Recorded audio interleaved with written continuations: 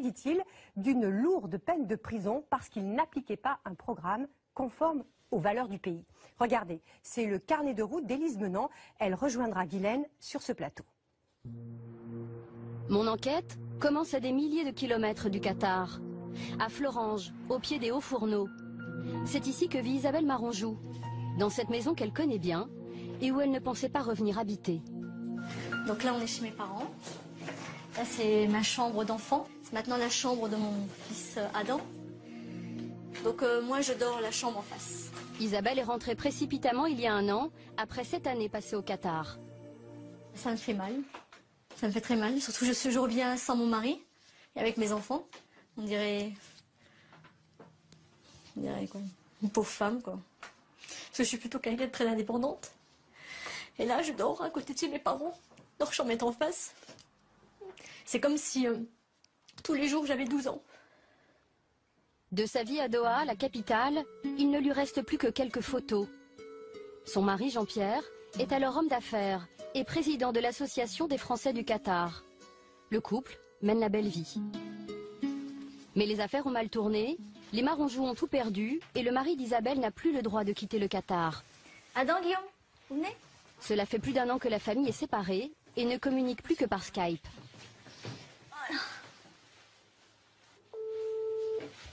Salut papa, ça va? Salut les pilous. Salut, ça va?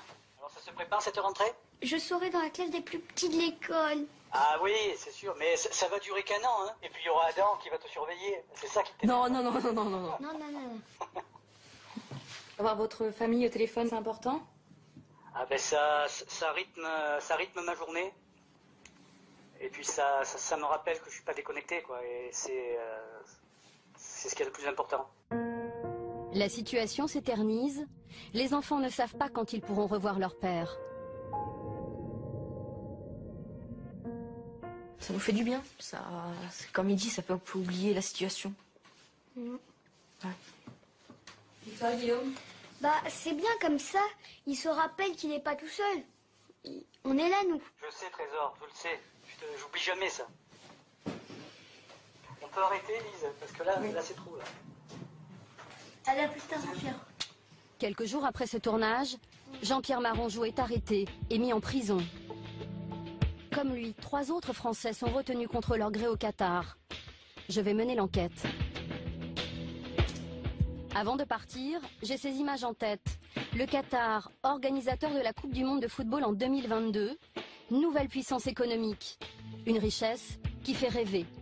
Mais faire des affaires ou travailler sur place peut être risqué. Je vais découvrir la face cachée de ce pays, un émirat où les droits élémentaires peuvent être bafoués.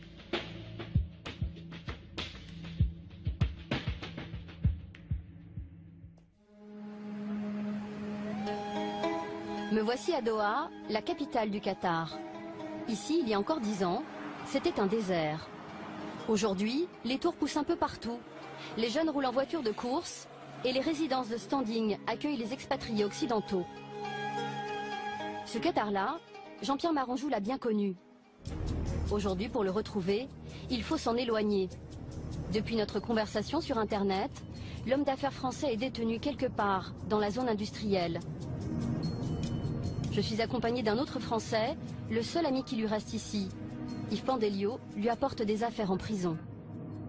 Ça, c'est un short pour qu'il dorme parce qu'il dit qu'il fait très froid dans cette prison. C'est en coton, je suppose que c'est mieux. Et puis des sandales. Voilà, c'est tout ce qu'il m'a demandé. Comment il va en prison? Je dirais que son état moral n'est pas brillant et à chaque fois il pense qu'il va sortir. Et à chaque fois, sa sortie, elle est retardée pour une raison ou pour une autre. Toute la matinée, nous allons faire le tour des prisons de Doha.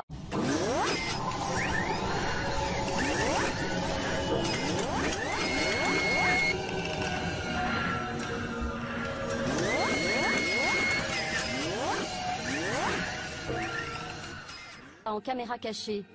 Nous ne savons pas où est détenu Jean-Pierre Maronjou. Nous commençons par le centre de rétention des étrangers.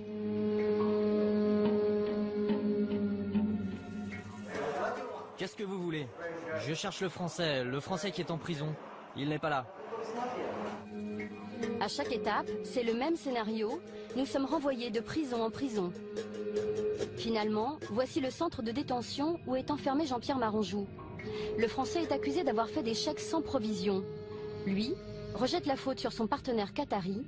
Je parviens à le joindre par téléphone. À la période où mon sponsor a voulu récupérer ma société et que j'ai refusé, il s'est arrangé pour retirer de l'argent au moment où des chèques se présentaient. Ces chèques ont été refusés, il y en a en gros une dizaine.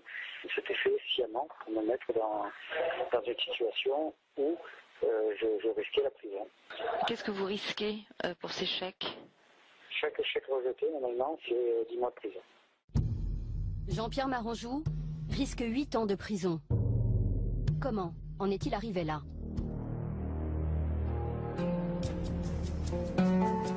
Je veux comprendre comment fonctionne le monde des affaires au Qatar. Le pays a tout d'un Eldorado. Les Qataris possèdent les 3e réserves de gaz au monde. Il n'y a pas de crise, pas d'impôts. Les étrangers viennent du monde entier avec l'espoir d'y faire fortune. J'ai justement rendez-vous avec l'un d'entre eux. Bonjour. Bonjour Elise, ça va? Ok, c'est parti. Mehdi est arrivé il y a 1 an. À 40 ans, il avait besoin d'un second souffle. Il a plaqué son CDI et sa vie parisienne pour venir tenter sa chance à Doha. Pour moi ici, le Qatar, c'est pas simplement un Eldorado, c'est aussi un nouveau challenge personnel. Il y a vraiment des opportunités à saisir. Et les opportunités, c'est maintenant qu'il faut les saisir. Vous savez, on vit qu'une fois, et vous savez quoi? C'est maintenant. Mehdi est dans le design d'intérieur depuis 20 ans. Au Qatar, il va lancer une célèbre marque française de mobilier. Pour son premier magasin, il a vu les choses en grand. Donc là, vous êtes dans le futur habitat à Doha.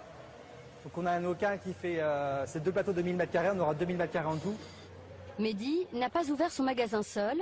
Il a un partenaire, le groupe qatari Almana. Ce jour-là, il a une réunion de travail pour agencer les meubles. Bonjour, ça va? Ça va. Son chef est britannique, sa collaboratrice est russe. Seule la direction du groupe est qatari. Ce qui est important ici, c'est d'avoir un bon partenaire. Ça vous facilite les choses, ça vous ouvre les portes. C'est quoi un partenaire? Un partenaire, c'est quelqu'un qui va vous expliquer comment les choses fonctionnent ici, qui va vous faciliter la vie de tous les jours, qui va vous aider à trouver un bâtiment, qui va vous faciliter les choses au niveau de la douane. C'est ce qu'on a besoin dans le business, c'est de ne pas perdre de temps, d'aller vite. Mehdi n'a pas le choix. Avoir un partenaire qatari est obligatoire. C'est la loi. On appelle cela le sponsorship. Vous devez avoir un sponsor. Si vous voulez enregistrer votre entreprise, vous avez besoin d'un sponsor qui vous aide. Si vous voulez ouvrir un compte en banque, vous avez besoin de quelqu'un qui vous soutient. Vous avez besoin d'un sponsor qui vous aide à faire tout ça. Faire des affaires, mais aussi ouvrir un compte en banque, louer une maison, acheter une voiture. Les étrangers ne peuvent rien faire sans l'autorisation de leur sponsor. Pourquoi un tel système? Pour mieux comprendre, je vais à la rencontre d'hommes d'affaires qataris. Ahmed Al-Rayes est l'un d'entre eux. Il reçoit 2 Françaises qu'il sponsorise et qu'il conseille régulièrement. Nelly à gauche a le projet d'ouvrir un salon de coiffure VIP. Véronique travaille dans une société d'informatique. J'ai besoin de rencontrer des gens à Dubaï. J'aimerais que vous veniez avec moi si vous pouvez. J'ai besoin de vos conseils sur cette réunion que je vais avoir. Oui, bien sûr. Prévenez-moi quelques jours en avance et on ira. Pas de problème. Ahmed, c'est mon protecteur dans le pays, même s'il ne se passe rien. Mais je veux dire, j'ai besoin d'avoir quand même un support, ne serait-ce que par rapport à la barrière de la langue, par rapport aux lois qui changent comme régulièrement. Et Ahmed est là pour conseiller, pour orienter, pour dire si c'est bien ou si c'est mal. Voilà. En fait, choisir un sponsor, c'est peut-être beaucoup plus important que de choisir un mari. Parce que un mari, ok, on peut, mais un sponsor, allez, je veux dire, c'est notre Dieu. Pour moi, c'est mon Dieu. Ahmed, c'est mon Dieu. C'est un peu fort. Non, c'est pas un peu fort. Non. Selon Ahmed Al-Rayes, le système de sponsorship est vital. Il permet au pays de garder le contrôle de son économie. Le Qatar a une particularité. Sur 2 millions d'habitants, à peine 300 000 sont qataris. Vous, chez vous, vous avez 90% de votre peuple. Nous, ici, nous avons 95% d'étrangers. Si le pays était ouvert, on serait perdu. Nous sommes trop peu. Qu'est-ce qu'on ferait?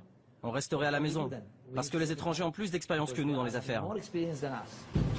Ahmed et sa famille sponsorisent 25 entreprises occidentales. Chaque société doit lui verser une rente mensuelle. Une activité lucrative, il touche un minimum de 25 000 € par mois. Impossible pour les étrangers de déroger à la règle. Nous avons un centre de rétention. C'est un endroit d'où on expulse les étrangers qui sont ici sans sponsor, ou qui n'ont pas de carte de résident, ou qui font des choses illégales. On les amène ici et on les expulse. Et ils ne reviendront plus jamais dans ce pays. Ahmed m'emmène visiter une entreprise dont il est fier. L'une des plus grandes blanchisseries du pays. C'est sa propre affaire. 400 personnes travaillent pour lui, des Népalais, des Philippins, des Indiens. Il n'y a que des étrangers qui travaillent ici?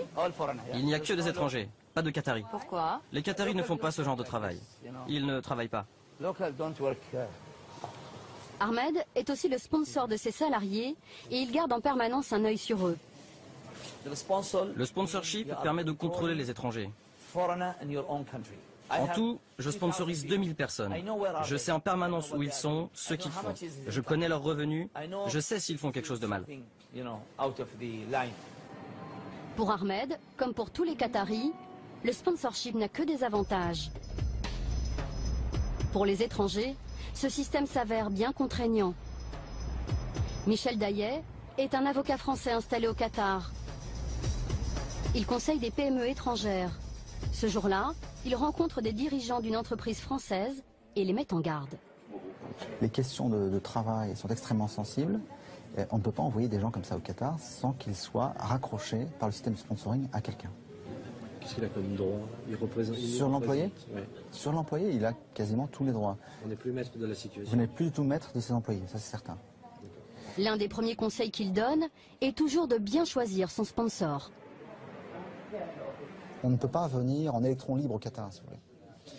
Ça se traduit dans les affaires par le fait que vous ne pouvez pas monter une affaire au Qatar, sauf exception, sans avoir un actionnaire qatari qui détiendra au minimum 51% de votre activité. Il a également le droit, s'il y a un problème, de vous retenir dans le pays. Il a souvent le droit de mettre un terme à l'entreprise. Il a souvent le droit de faire des opérations sur le compte bancaire. Bien souvent, ce sont les entreprises étrangères qui prennent tous les risques financiers. Le sponsor, lui, n'en prend aucun. Est-ce qu'il investit toujours 51%? En général, en pratique, non, il n'investit pas. C'est-à-dire qu'en rémunération de ces 51%, il ne verse rien. C'est souvent l'étranger qui verse l'intégralité du capital. Ce système de sponsorship laisse la porte ouverte à toutes les dérives. Au cours de mon enquête, je découvre que beaucoup d'expatriés rencontrent des difficultés qu'ils n'imaginaient pas. La plupart ont peur de parler. Parce que bon, après, voilà, il y a des risques, parce qu'il y a la police qui peut rechercher aussi les gens, la police secrète. La police secrète? Oui, il y a de ça ici. C'est vrai que je sais que mon sponsor a des appuis haut placés, donc bon. Je pense que ça peut aller jusqu'à la prison, le renvoi du pays, des choses, on peut aller loin. Finalement, un Français a accepté de me rencontrer. Bonjour. Nous l'appellerons Sébastien. Il ne veut pas être filmé, c'est trop risqué. Sébastien est arrivé ici il y a 4 ans pour monter une petite entreprise avec son sponsor. Très vite, les choses ont mal tourné. Moi, ça m'arrivait régulièrement. C'est-à-dire que je vais à la banque, je prends le relevé bancaire et puis je voyais sur une ligne Monsieur X, dépenses personnelles, et il m'avait siphonné le compte. Moi, à la fin du mois, après, j'avais plus d'argent pour payer mes employés, plus d'argent pour payer mes fournisseurs, plus d'argent pour payer les locaux de l'entreprise. Et ça, c'est très problématique. Quel recours vous avez quand un sponsor siphonne les comptes? Zéro. Zéro. Vous avez zéro recours. On ne peut pas gagner un conflit contre un Qatari. C'est impossible. Pour parler un peu crûment, on a un peu l'impression parfois d'être des métayers. Il y a encore cette notion un peu d'esclavage, mais c'est vrai qu'on leur appartient complètement. Vous n'avez pas les mêmes droits qu'un Qatari. Cela va même plus loin. Pour sortir du Qatar, les étrangers doivent demander la permission à leurs sponsors. C'est ce qu'on appelle un visa de sortie ou exit permit. Une arme redoutable. En cas de conflit, le sponsor peut le refuser. Ils vous retirent votre exit permit, ils ne vous versent plus de salaire. Vous allez être coincé pendant 10 ans au Qatar, sans avoir de revenus, sans pouvoir sortir du pays, en étant un paria, et puis il fera tout pour vous embêter. Hein. Au Qatar, le sponsor est tout puissant, surtout s'il s'agit d'un homme d'influence.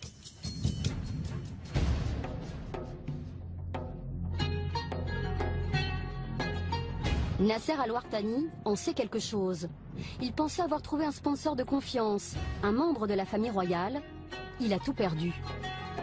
Nasser est franco-jordanien, il préfère s'exprimer en arabe. Voici la tour où j'avais acheté le bureau au 33e étage. Avec son sponsor, il a acheté ce bureau et monté une entreprise de design d'intérieur. Ce qui s'est passé, c'est que j'ai donné l'argent à mon sponsor et qu'il a refusé de mettre les papiers à mon nom. Après, quand je lui ai demandé de trouver un accord à l'amiable pour régler le problème, il m'a dit « Si tu veux partir du Qatar, il faut que tu me cèdes tout ton argent, ton bureau et tout ce que tu as. Et là, tu pourras partir. » Nasser Al-Wartani a refusé, c'était au mois de février. Depuis, son sponsor ne lui accorde plus son visa de sortie et il est bloqué au Qatar. Aujourd'hui, il vit à l'hôtel. L'homme d'affaires a constitué tout un dossier, contrat, relevé de compte bancaire, visa de sortie refusé. Moi, j'ai investi en tout dans ce pays 2,5 millions d'euros et mon sponsor n'a même pas investi un copec. Rien du tout. Nasser est resté seul à Doha. Sa femme française et ses 2 enfants sont partis avant l'été. Eux aussi restent en contact par Internet. Sophie, ça va? Oui, ça va et toi? Oui, ça va. Il faut tenir bon, c'est que tu n'as rien à te reprocher, donc voilà. Qu'est-ce qui est le plus dur pour vous aujourd'hui? C'est de ne pas savoir quand il sortira. Je pense que c'est ça. 1 semaine, 15 jours, 6 mois, voire des années. Enfin, je veux dire, je n'imagine même pas qu'il puisse rester encore des mois là-bas. Enfin, je veux dire, il ne tiendra jamais le coup. Il y a des moments où je me dis que je ne rentrerai jamais. C'est comme si j'étais en prison. C'est un sentiment terrifiant. Tu as l'impression d'être ligoté. Imaginez, je ne peux même pas aller voir mes enfants. Le destin de Nasser est entre les mains de son sponsor. C'est lui, sur ses photos. Un cousin éloigné de l'émir du Qatar, qu'il considérait comme son ami. Nasser a porté plainte, il ne se fait guère d'illusions. Je décide d'appeler cet homme pour tenter d'éclaircir l'affaire. Allô? Je voudrais vous parler de Nasser Al-Wartani. Vous pouvez l'appeler et lui demander. Mais je voulais avoir votre point de vue. Je suis désolé, je ne vois pas de quoi vous parlez. Appelez le tribunal, ils vous diront. Mais pourquoi il ne peut pas avoir son visa de sortie? Ne l'appelez plus à ce numéro, ok? Allô? Allô? Quelques jours plus tard, j'apprends que Jean-Pierre Maranjou, l'homme d'affaires détenu, a quitté sa prison. Il est convoqué au tribunal. Je m'y rends en caméra cachée.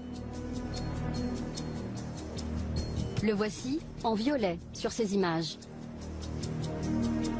Vous avez compris? Jean-Pierre Maranjou a payé une caution de 2 500 € pour sortir de prison. Il n'a toujours pas été libéré. Le problème, c'est que tous les matins, on te dit, bon, c'est en chambre. Et puis les heures passent, et puis, ben on ne sait pas, on verra, il y a un problème. On se demande quel est le problème, mais personne ne le sait, en fait. Jean-Pierre Maranjou est poursuivi pour des chèques sans provision qu'il reconnaît avoir signés. Sa société rencontrait des problèmes de trésorerie. Un Français qui avait investi dans son entreprise me l'a confirmé. Il a même porté plainte contre lui. Il m'a raconté qu'il avait toujours un souci de trésorerie. Bon, et au bout de 6 mois, j'ai dit, bon, écoute, le mieux, c'est que je récupère mon argent, puis on parle de plus rien. C'est là qu'en insistant, il a fait les 3 chèques sans provision. Jean-Pierre Maranjou a-t-il mal géré son entreprise? Lui accuse son sponsor d'être à l'origine de ses problèmes financiers. Impossible d'en savoir plus. Une chose est sûre, il se retrouve seul, démuni face à la justice qatari.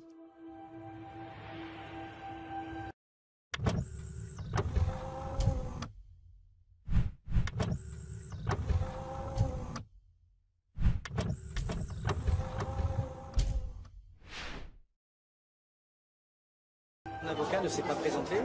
Alors, Vous avez vu l'avocat? je suis censé avoir un avocat, mais qui n'apparaît jamais et qui n'intervient jamais, que j'ai au téléphone de temps à autre et qui me dit bon, je te rappelle ou je vais m'occuper, et je ne sais jamais. Jean-Pierre Maranjou retourne en prison. Son avocat qatari a fini par le quitter.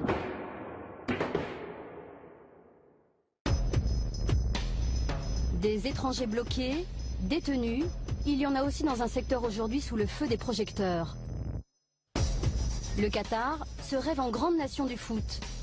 Le pays recrute ses joueurs directement en Europe, mais ne tient pas toujours ses promesses.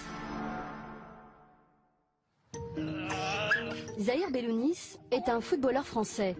Aujourd'hui, il fréquente le parc, plus que le stade. Tous les après-midi, il les passe avec sa femme et ses 2 filles. Une vie paisible en apparence. Mais Zahir n'a pas été payé depuis 2 ans. On pourrait croire que ma vie est cool, quoi, mais en ce moment, je vis un véritable cauchemar. Et je me bats pour en sortir. Mais c'est pas facile. Parce qu'en fait, je suis interdit de quitter le pays depuis que j'ai porté plainte contre mon club.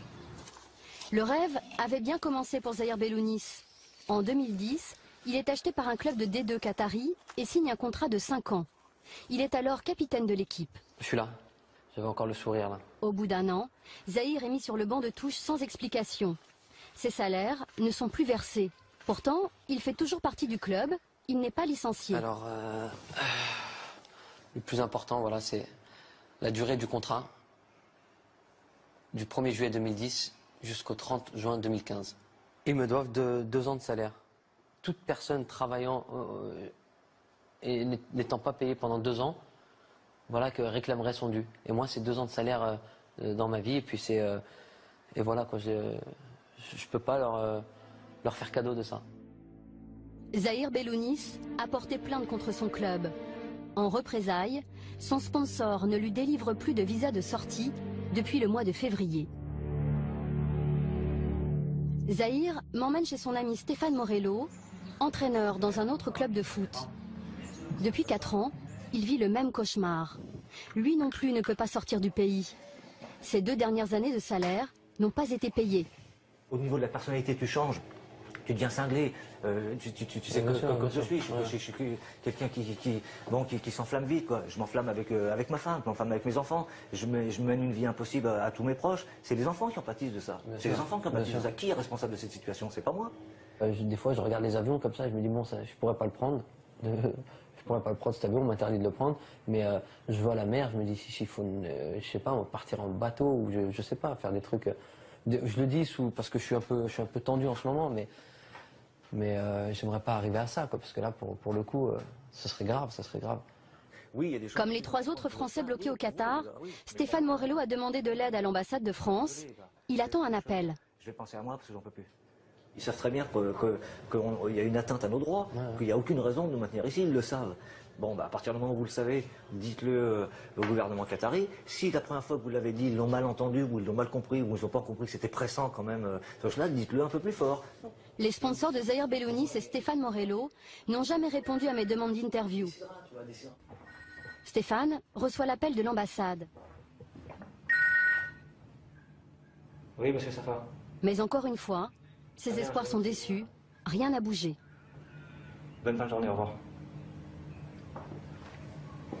La diplomatie française est extrêmement coupable. Comment penser que le fait de hausser un peu la voix ou de faire comprendre aux Qataris qu'on veut résoudre ce problème-là, comment penser que ça pourrait mettre en relation ou en péril les relations qu'entretiennent la France et le Qatar? Les intérêts économiques pèsent-ils plus lourd que 4 expatriés bloqués? Ces dernières années, le Qatar a investi 12 milliards d'euros en France. L'ambassade et le ministère des Affaires étrangères ont refusé de répondre à mes questions. À Paris, j'ai rendez-vous avec l'avocat Franck Berton, Depuis fin août, ce ténor du barreau défend les Français bloqués au Qatar. Mais quoi qu'il arrive, les droits de l'homme doivent être respectés. Et on ne marche pas comme ça, à part un chantage en disant tu renonceras à ton salaire et tu pourras sortir de mon pays. Non mais vous imaginez, au XXIe siècle, de dire ça? Non mais c'est inimaginable. Les sponsors des 4 Français ont un point commun. Ils font tous partie de la famille royale du Qatar. Franck Berton a décidé de porter plainte contre eux et contre l'émir en personne. Écoutez, bien sûr que c'est compliqué de s'attaquer à la famille royale. Et c'est même pour ça que peut-être pendant un moment donné, on va dire les affaires étrangères et la diplomatie française a été un petit peu en retrait. Qu'on s'est dit, écoutez, quand même, les intérêts en jeu sont importants, on va froisser la famille royale. Mais la famille royale, c'est le Qatar, et le Qatar, c'est la famille royale. Mon enquête n'est pas tout à fait terminée. Elle s'achève en Bretagne, avec une affaire embarrassante pour la France. Pendant 4 ans, Jean-Pierre Brosse était proviseur du lycée franco-qatari de Doha. Mis en cause pour le contenu de son enseignement, il a décidé de rentrer en France. Il me sentait plus libre, parce que lorsqu'on n'a plus la liberté d'exercer son métier, on ne peut pas être serein, et c'est quelque chose qui est pesant. Le lycée privé, où exerçait Jean-Pierre Brosse, devait être un symbole de l'amitié entre les deux pays. Il accueille des élèves français et qataris. En 2008, il est inauguré par Nicolas Sarkozy et le futur émir du Qatar. 2 ans plus tard, la situation s'envenime. Jean-Pierre Brosse commence à subir des pressions de certains parents. Ils se plaignent des programmes français. L'ancien proviseur m'emmène à la bibliothèque municipale. Il veut me montrer le type de livre qui posait problème. Donc, dans le domaine de l'histoire, la statuaire grecque, impossible à étudier. Pourquoi? La nudité, simplement. En histoire, toujours, le fait d'avoir une église, une abbaye, une cathédrale pose problème. Parce que c'est simplement une allusion à la chrétienté. Les enfants ne doivent pas savoir qu'il existe une autre religion que l'islam avant l'âge de 18 ans. Les plaintes s'accumulent, deviennent quotidiennes. Jean-Pierre Brosse a gardé les documents mis en cause. Ces photos extraites de manuels scolaires, dont celle-ci, un dessin de 2 petits oursons. Alors le problème, c'est que l'un d'eux s'appelle Matthieu. Et il est impossible d'avoir une histoire qui concerne un petit ourson qui porte le nom d'un apôtre. Pourquoi? Parce que c'est un apôtre. Donc c'est une allusion à la religion chrétienne. Tout allait lui poser problème. Mais des choses absolument anodines qui pouvaient déclencher des réactions de la part des parents qui mènent jusqu'à un emprisonnement. Jusqu'à l'emprisonnement? Oui. Je vous parle des manuels scolaires. Vous avez un petit ours qui s'appelle Mathieu, on vous téléphone pour vous dire vous risquez 10 ans d'emprisonnement. C'est quand même quelque chose d'assez fort. 10 ans d'emprisonnement, c'est la menace qu'aurait brandie selon lui le procureur général du Qatar. Jean-Pierre Brosse tente de faire des efforts, mais il refuse de modifier les programmes. Le pire, ça aurait été d'accepter. On peut commencer par enlever une partie des programmes, ensuite une partie plus importante, on va glisser tout doucement jusqu'à arriver à une école coranique qui aurait vu flotter le drapeau de la mission laïque française sur son toit. Et ça, c'est inacceptable, c'est pas possible. Menacé de prison, ne trouvant pas de solution, Jean-Pierre Brosse finit par jeter l'éponge. Qu'en est-il aujourd'hui ? Impossible de rentrer dans le lycée, le ministère des Affaires étrangères a mis son veto. Zahir Bellounis n'a pas joué depuis 2 ans et a mis un terme à sa carrière de footballeur. Stéphane Morello est devenu enseignant à Doha et tente de mener une vie normale avec ses enfants. Jean-Pierre Maranjou a entamé une grève de la faim en prison. Nasser lui attend toujours. En janvier, sa carte de résident expire. Il sera sans papier dans un pays qu'il n'aura pas non plus le droit de quitter. Bonsoir Élise. Bonsoir. Une question d'abord sur l'affaire de ce lycée franco-qatari. Cet ex-proviseur que vous avez interviewé, est-ce que c'est un cas isolé? Alors non, ce n'est pas un cas isolé. Son successeur a également eu des problèmes au bout d'1 an. Il a d'abord été retenu dans le pays, il n'avait plus le droit de sortir, il n'avait plus de visa de sortie, puis il a été expulsé. Les autorités du Qatar lui reprochaient des problèmes financiers dans l'établissement, mais il semblerait que ce serait un prétexte. Alors, quel est exactement le statut de ce lycée franco-qatari? C'est un peu difficile à comprendre. De qui est-ce qu'il dépend? Alors, c'est un lycée qui a un statut particulier. Ce n'est pas le lycée français de Doha, c'est un lycée privé franco-qatari. Donc, au départ, il était sous la gestion de la mission laïque française. Mais avec des professeurs de l'éducation nationale française. Voilà, tout à fait, qui étaient détachés de l'éducation nationale. Et depuis 2012, depuis qu'il y a eu des problèmes avec les proviseurs, il est sous la gestion qatari. Et donc, en fait, il y a un autre lycée à Doha, qui est lui le lycée français, géré par les Français. Et là aussi, il y a eu des problèmes, puisque le proviseur est rentré précipitamment en France il y a quelques semaines, après avoir été arrêté au Qatar. Les autorités lui reprocheraient visiblement, selon elle, une attitude anti-musulmane. Alors, Élise, vous nous montrez dans votre reportage les difficultés pour les étrangers de travailler au Qatar. Hein. À la fois, ça peut aller de son entreprise spoliée, des peines de prison, donc pas de visa de sortie, retenu dans le pays, mais ça peut aller jusqu'où? Ça peut même aller jusqu'à la mort. Rien que cet été, il y a 44 Népalais qui sont morts sur les chantiers. Des ouvriers népalais. Des ouvriers népalais qui sont morts sur les chantiers de Doha. Il faut savoir que l'été, au Qatar, il fait très chaud, il fait 50 degrés et les chantiers ne s'arrêtent pas pour autant. Et les ouvriers travaillent dans des conditions très difficiles. Ils travaillent 12 heures par jour, ils n'ont pas toujours d'eau potable, ils n'ont pas toujours de pause, à tel point que l'ambassadeur du Népal au Qatar a même qualifié le pays de prison à ciel ouvert. Et les organisations internationales commencent à s'inquiéter de plus en plus, notamment Human Rights Watch, parce qu'avec l'organisation de la Coupe du Monde de football en 2022, les chantiers se multiplient et le Qatar va faire appel à des milliers et des milliers d'ouvriers supplémentaires. De main-d'œuvre. On estime même qu'ils auraient besoin de d'1 500 000 travailleurs supplémentaires. This time I received many emails and I will try to help a lot of people.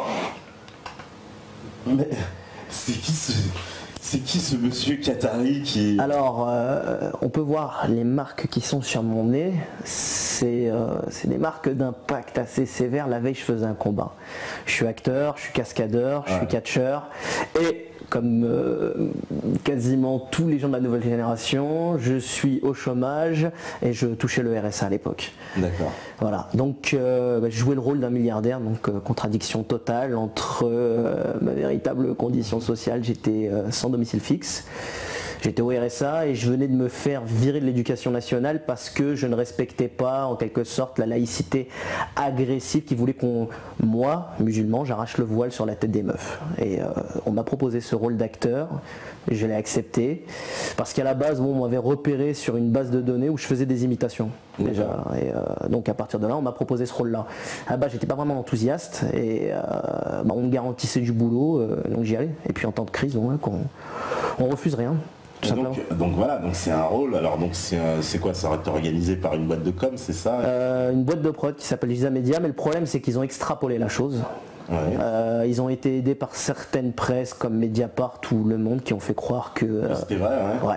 Ouais, on a vu un article sur France 24 où ils disent oui, on a enquêté, on n'arrive pas à savoir qui c'est, personne ne le connaît, mais bon, ils disent pas non plus que c'est un fake, quoi, ils débouillent pas le truc. En fait, c'est que le journaliste lui-même, ce jour-là, j'étais en tournage d'un nouvel épisode du Qatari, ce jour-là, le journaliste a rappelé le producteur et avait découvert justement qu'avant j'étais à l'éducation nationale, il avait remonté mon adresse, il avait découvert des trucs de fou sur moi. Et donc voilà quoi, donc tout simplement, ils avaient découvert qui j'étais, ils voulaient le balancer, donc la production leur a mis la pression et moi-même de toute façon je voulais pas qu'on mette en avant ma vie privée pour l'instant, donc je voulais tout simplement travailler, faire ce que j'ai à faire. Mais le problème c'est que ça a pris une ampleur extrêmement grave. Moi le lendemain où j'avais tourné cette vidéo où justement je fais le Père Noël international, j'étais au Pôle emploi et je mangeais un tiep dans un foyer malien. Donc pas vraiment la vie d'un milliardaire, et puis je suis jamais allé en club pour me faire passer pour un milliardaire en disant oui c'est moi Abdel je sais pas quoi, alors que la moindre personne qui me croisait, je veux dire, ils hallucinaient quand ils me voyaient. Genre, tu sais, t'es là, tu continues, t'es dans ta galère, quoi. Tu fais tes trucs. Et puis d'un seul coup, t'as des gens qui viennent vers toi et qui te disent ouais, c'est toi le Qatarien. T'es là, tu dis calme-toi, laisse-moi tranquille, vas-y, fais ta route, barre-toi. Et ça a été ça, je veux dire, mais plusieurs fois. Il y a une fois, j'étais à la mosquée, j'allais pour faire ma prière. Et il y a un mec, je crois, il a dû faire des doigts, mais de ouf, il était là, tu sais, genre, solution, c'était un clando, le mec. Il se retourne, il me voit. À ton avis, qu'est-ce qu'il a dû penser? en croyant que justement l'histoire du Qatari était vraie. Je veux dire, qu'est-ce qu'il a dû penser? Il a dit ça y est, mon miracle est exaucé. Tu vois ce que je veux dire? De ce point de vue-là, c'est un peu marrant quoi. Ouais. Non, mais c'était marrant pour la personne qui est extérieure à ça, c'était pas marrant pour moi. Parce que toi, justement, alors moi je dis, vas-y, je le prends comme une blague, mais tu l'as mal vécu, c'est-à-dire c'est quoi?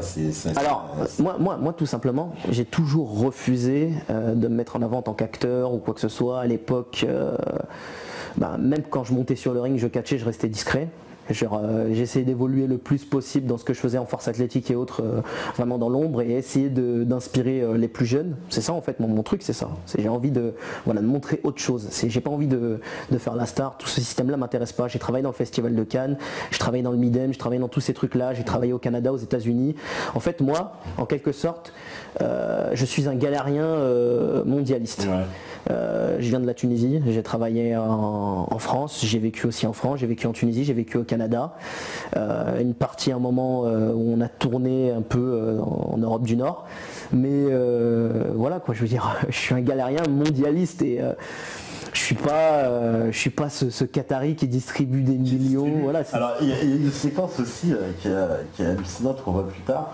C'est avec les autres jeunes là alors voilà, on voit des voitures de luxe et tout.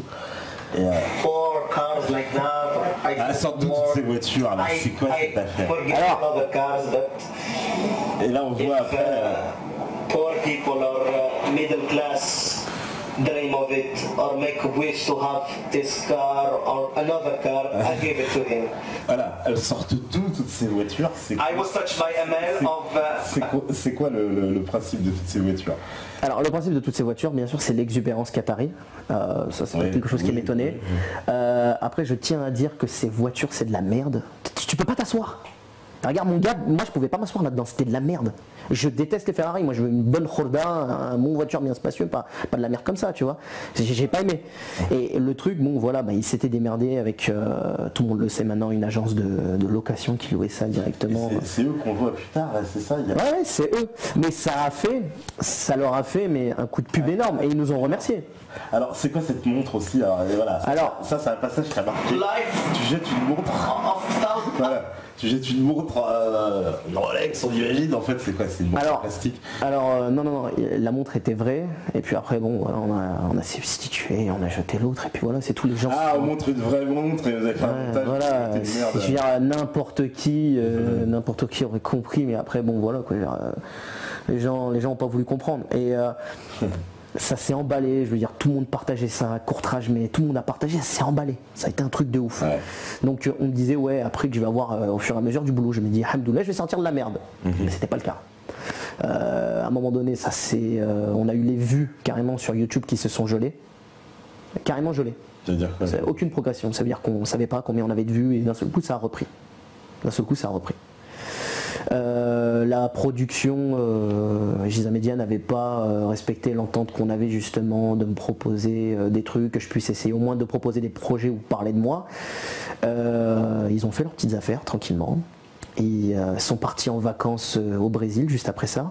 Ils ont osé m'envoyer une vidéo de leurs vacances pendant que moi, l'hiver 2013, je ne sais pas si vous vous souvenez, l'hiver 2013, ça a neigé violent. Je vivais dans un logement sans isolation, sans chauffage, sans rien. Et eux, ces enfoirés, ils m'envoient cette vidéo-là. C'est quoi le deal de départ avec eux? Le deal, c'était de travailler. Je veux dire, bon, voilà. Genre, tu faisais le truc et après quoi, ils te payaient, je sais pas, je comprends pas trop le deal. J'ai rien touché. Le truc, c'était, on proposait du boulot et on essayait de me mettre en avant. Et moi, à la base. Mais c'est quoi, genre un boulot d'acteur, quoi? Voilà, un boulot d'acteur, un boulot de créatif. Voilà, c'est tout. C'est pas quelque chose qui m'intéresse à la base. Comment on appelle ça? L'objectif, par exemple, pour la. C'était faire un buzz. Mais c'est un personnage, déjà, premièrement, qui ne m'intéresse pas parce que je ne crois pas qu'une personne comme ça existe, justement, qui distribue des millions. Je suis totalement à l'antipode de cette personne-là. Et la seule fois, justement, où j'ai proposé un épisode qui parlait du mal logement à la production, ça n'a pas vraiment été suivi et pas assez partagé, justement, et pas assez bien colporté par les mêmes médias qui avaient dit « Oh, le Qatari a distribué des Ferrari partout !» dans les Champs-Élysées. Ça n'a pas vraiment été mis en avant. Tu vois, on avait fait un épisode où on trouvait un SDF qui était dans la merde et tout. Enfin bon, c'est dans l'histoire. Hein. Et par contre, là où le producteur il est fort, c'est qu'il arrive toujours à trouver des plans. Il nous fait rentrer dans une bête de villa de ouf. à l'intérieur même, tu sais, des squares de la Tour Eiffel. On va, on visite et tout, je fais croire que c'est mon truc, je dis voilà, ça. Le pauvre, il n'a pas de logement, parce que la réalité aujourd'hui, c'est pas les gens qui vivent en HLM qui sont dans la merde, c'est les gens qui vivent dans les centres-villes comme Château-Rouge et compagnie, qui vivent dans des logements insalubres et qui ne sont pas isolés. Et le but, c'était quoi? C'était de mettre en avant un mec qui paye très cher son loyer et qui est dans la merde, et dire voilà, moi le Qatari, je vais lui donner mon appartement qui me sert à rien, qui coûte 8 millions d'euros. Mais ça n'a pas été suivi justement par les associations de mal logement et compagnie qui ont montré ça. Ils n'ont pas voulu. Mais par contre, l'histoire de la Ferrari, l'histoire du mec qui... ça, ils ont voulu le faire. Voilà, en fait, c'est toujours ciblé. C'est véritablement quand tu veux te servir de ce personnage-là pour faire passer un message, là non, ça ne suit pas. Et puis bon, je sais pas si tu as vu l'épisode où est-ce que je tiens des pancartes Fuck the Bank. Non. Mais là, c'était l'épisode le plus hardcore que j'ai fait. On est parti au siège de Société Générale à la Défense. On est parti à BNP, on est parti à Crédit Agricole, Crédit Lyonnais. Le mec, à un moment, il me fait rentrer, je le suis. Le mec, il me fait rentrer au siège, je sais plus si c'est Crédit Lyonnais ou quoi que ce soit, c'était vers Opéra ou Saint-Lazare. Je rentre dans le siège avec ma pancarte Fuck the Bank. T'as la sécurité, t'as un espèce d'alcoolique directeur de la sécurité, je crois que c'est un ancien légionnaire ou je sais pas qu'est-ce que c'est. Il fait bon les mecs, pas de scandale parce que sinon ça va mal se terminer. On vous descend, vous avez compris? On vous descend. Le mec de la sécurité me disait ça, juste pour une pancarte Fuck the Bank. Le gars me fait rentrer, me fait prendre des risques de ouf. Et à la fin il m'oublie, tu vois. On rentre, tu t'imagines ça, je veux dire, c'est pas la sécurité de Auchan ou la sécurité de ED ou quoi que ce soit. C'est la sécurité d'une banque. Oui, bah oui. On allait tellement loin, je veux dire, ok d'accord, tu veux dénoncer le lobby des banques, tu veux dénoncer ceci, tu veux dénoncer cela, mais fais ça avec de bonnes conditions. Je veux dire, fais pas prendre un risque à un mec qui va rien gagner au final. C'est ça surtout le truc, c'est que tu arrives dans un truc, on le sait, ça sert à quoi? C'était ça le truc, c'est véritablement il y aurait eu autre chose à faire. C'est le personnage. Voilà, c'était de pousser le personnage, mais il y aurait eu autre chose à faire sur ce personnage-là. Ça veut dire essayer d'inspirer le caritatif. Et moi, le caritatif, personnellement, ça a toujours été quelque chose qui m'a inspiré. Genre, dans tout ce que je fais, dans mes trucs ou quoi que ce soit, j'appelle déjà à la solidarité. J'appelle à ce genre de trucs-là. Je veux dire, les épiceries sociales, on ne creuse pas assez. Il y a tous les jours, il y a de la nourriture qui se jette, on a des millions de tonnes de pain qui se jettent, on ne le rassemble pas. Il faut faire plus d'épiceries sociales, il faut être plus solidaire. Genre moi, je vais parler en conséquence de cause au niveau de ma communauté. Et de toute façon, ça parle directement de ma communauté, le Qatari, parce que voilà, il est musulman. Mais quand tu es musulman, tu dois venir en aide à tout le monde. Dire comment aujourd'hui les musulmans qui se sont installés en France, qui ont vécu dans les bidonvilles de Nanterre, qui ont vécu dans la merde, arrivent à se regarder dans la glace quand ils arrivent à passer devant un Roumain et il ne leur donne pas à manger. Les Roumains sont en train de vivre des conditions encore plus exécrables que ce que vivaient les Arabes au tout début quand ils sont arrivés. Et ils arrivent à continuer comme ça. Et je veux dire, à côté de ça, ils ont leur propre communauté qui se dégrade. Genre à la sortie des mosquées, t'as plein de femmes divorcées qui sont dans la merde, qui font la manche et les gens passent devant eux avec une totale indifférence. Parce que premièrement, les institutions ne veulent pas se bouger. Tu as aussi des associations caritatives qui sont de véritables bras cassés. Je ne vais pas en nommer parce que j'ai pas envie de me faire d'ennemis. Et puis les Arabes, c'est très hypocrite. Un jour ou l'autre, j'aimerais bien travailler. Et puis moi, j'aurais voulu que le Qatari se tourne vers ça, plutôt que une machine à buzz qui n'amène strictement rien.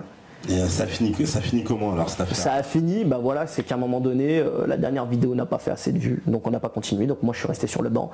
Le total des vues que ça a engendré, ça a permis de financer le film Cop, le film... Ils ont fait parce qu'il y a eu des millions de vues, c'est ça? Ouais, le film Cop, je sais pas si t'as entendu parler, qui parle de la vie de Booba, où je joue justement dedans. Et tu joues dedans? Ouais, je joue dedans, donc et tout le monde a cramé, oui c'est le Qatari, c'est le Qatari, c'est le Qatari. Ce qu'il a voulu faire, c'est mettre en avant ses amis du cours Florent. Moi j'ai été occulté. Pourquoi? Parce qu'il a voulu garder le mythe du Qatari vivant. Donc ça veut dire que ce que je fais te permet de produire ton film et tu me mets pas en avant, tu me laisses dans la merde. C'est quand même grave. Et en plus, pourquoi? Pour le film Cop. Moi j'ai rien contre Booba, mais ça apporte quoi? Ça apporte quoi de raconter sa vie? C'est bien, ok, mais d'accord. Après, en soi, le scénario est bien fait, il y a une volonté. C'est pour faire parler. Moi, personnellement, je trouve qu'il y a plus de trucs à faire. Moi, il y a 2 films français qui sont crédibles aujourd'hui. Tu as Travail d'arabe et African Gangster. African Gangster avec Alpha 520, je sais pas si tu l'as vu. Non, j'ai pas vu. C'est un film authentique, réaliste, qui parle véritablement de l'évolution d'un sans-papier. C'est ce genre de truc-là aujourd'hui dont on a besoin. On a besoin d'indépendance, on a besoin d'évoluer par nous-mêmes, on a besoin d'avoir nos propres médias. D'où je suis franchement très content d'avoir, tu vois, des mecs comme toi, Meta TV qui ont leur chaîne. Après, tu as des journalistes indépendants comme Tonton Marcel qui font un excellent travail aussi. Et ce qu'il faut, c'est ça, c'est qu'aujourd'hui, voilà, on arrive à une cohésion, un truc authentique et qu'on cherche pas à faire des buzz vides qui ne servent à rien. Ouais, donc là c'est terminé, tu feras plus d'épisodes Qataris. Mais j'ai jamais voulu en faire. Moi si c'était payé, après voilà, je suis en chien. Si c'est payé, je le fais. Si c'est pas payé, je le fais pas. Et comment dire, les gens maintenant que ça commence à savoir que c'est fake quand même. Les gens me croisent dans la rue. T'as des gens qui viennent m'agresser carrément pour que je leur donne de l'argent. Je les remets à leur place. Il y a eu. C'est-à-dire les gens ils viennent te voir, ils te disent oui, t'as pas 100 €. Non, mais je lui fais vas-y, casse-toi. Barre-toi. Barre-toi. Après. Bon, j'ai vécu sur la Côte d'Azur, ça me dérange pas spécialement et je suis habitué au racisme, ça me fait rire. Quand tu vois des vrais Qataris, des vrais Saoudiens qui disent non, ce mec n'est pas un Qatari, c'est une sous-race de singes libyens ou tunisiens au mieux. Ça a été marqué ça. Bon, ça te fait rire, tu vois, sur le coup, bon, ok, j'assume ma tronche de singe, quoi. J'ai dit, ouais, ok, d'accord. Voilà, et qu'au-delà de ça, au sein de ma communauté, moi, personne. Quand j'ai voulu essayer de me marier et que je me suis présenté à la belle famille, on m'a toujours refusé parce que j'étais orphelin de père et que j'avais pas assez de moyens. Et qu'une merde comme ça, un personnage comme ça, a reçu plus de 15 000 demandes en mariage. Tout ça pour ces milliards. Tu te rends compte déjà, je veux dire, de tout le vice indirect que la production a créé et tout le vice des gens. Tous les jours c'était des ribes, c'était la manche, c'était ceci, c'était cela, mais on n'est jamais rentré dans le fond du problème. On n'est jamais rentré dans le fond du problème. Ça veut dire, ben voilà, c'est un milliardaire, ok d'accord, mais il veut faire Robin des Bois, il veut distribuer sa fortune. Ils ont voulu en fait le faire passer pour un messie, mais au final, ça a floppé quoi. Ouais, c'est vrai, d'accord. Et comment dire, c'est quoi aujourd'hui, voilà, ta conclusion sur cette affaire voilà. Ne croyez pas au Père Noël. C'est tout. Ne croyez pas au Père Noël, ne vous arrêtez pas à ce que vous voyez. Si vous voulez agir, faites des choses. Je veux dire, allez-y. Moi, j'ai toujours voulu faire au niveau communautaire. Je travaillais, ou même avec tout le monde. Il faut aider tout le monde. Mais après, voilà, il y a des gens qui aiment bien se rassurer et faire des maraudes pour aider des alcooliques à Stalingrad. La priorité aujourd'hui, c'est les enfants et c'est les mères de famille. Il y a de plus en plus de femmes divorcées et de femmes veuves toutes seules qui galèrent. Que ce soit en France ou que ce soit à l'étranger. Là-dessus, il y a des trucs à faire. Ouais, mais bon, c'est pas. Tu savais qu'avec ce genre de vidéo, toi, tu pensais pas quand même que c'était politique, c'était un but un peu, voilà. On est rentré dans le contexte politique quand j'ai dénoncé le mal logement et que je donnais le truc. Mais moi, ce que je voulais, c'est que ça rentre encore plus dans le fond. Et je l'avais toujours demandé. Ça n'a pas voulu suivre. Ça n'a pas voulu suivre. Et en quelque sorte, les productions, les agences qui ont contacté après Giza Media, ils ont dit le Qatari ne nous intéresse pas, on va pas faire des programmes où on va expliquer la prière aussi si ça continue. Ils ont dit comme ça. Il y a aussi un problème de pays, où il y a un problème de culture. C'est soit on s'adapte en quelque sorte, ou soit on ferme sa gueule. Ou quand on essaie de faire un truc, ben on est occulté. Et c'est ça aujourd'hui. On vit dans notre différence. On est qui on est et on sait que dans ce qu'on fait, on parle à beaucoup de monde. Mais le problème, c'est qu'aussi les gens qui tiennent les médias, qui tiennent les chaînes YouTube et tous ces trucs-là, ne veulent pas forcément qu'on fasse émerger ce genre de trucs-là. Donc voilà. Développer ce genre de produit, ça les intéresse pas. Et moi-même à la base, tu vois, c'était pas un truc voilà, qui m'avait enchanté, mais on aurait pu essayer de faire évoluer ça, je veux dire, en espèce de vrai Robin des Bois. Mais malheureusement, ça n'a pas été fait. Eh ben, en tout cas, voilà, l'affaire est débunkée. Pour tous ceux qui doutaient de ces images, bon ben voilà, vous avez vu que tout ça c'est une grosse blague avec voilà. C'était un rôle. C'était un rôle. C'était un rôle. On n'a pas compris le côté fiction, tout ça. On a vu ça brut de pomme. Et puis après, c'est quand les gens me rencontraient, comprenaient que c'était faux. D'accord, bon, alors cessez de lui demander de l'argent, ça ne sert à rien. Voilà, en tout cas, donc c'est un peu ça aussi, quoi. Donc arrêtez parce que ça a révélé ce côté-là. C'est vrai que le côté vénal, finalement, extrêmement vénal, extrêmement vénal. Moi, ça m'a dégoûté, ça m'a rendu encore plus misanthrope. Ouais. Ça m'a rendu encore plus misanthrope. C'est voilà. Et ben voilà, ça a démontré au moins la nature des choses. Au moins, il y aurait eu quelque chose de positif dans cette affaire. Il y a une morale à ça. Il y a une morale à ça, comme on dit chez les bouddhistes.